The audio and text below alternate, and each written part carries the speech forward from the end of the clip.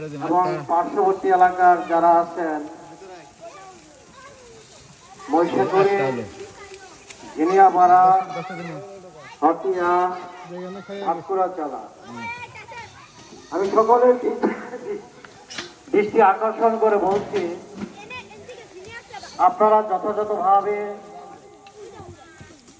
গত বছরের নাই এই পূর্ব চট্টলবাহী ধারিঙ্গাতলা কর্তৃক আয়োজিত এই ওয়াজ মাহফিলে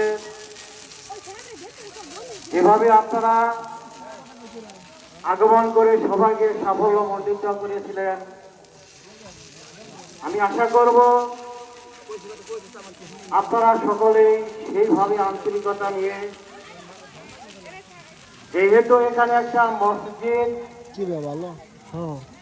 200 বছরের পুরাতন মসজিদকে আমরা সংস্কার করে সেটা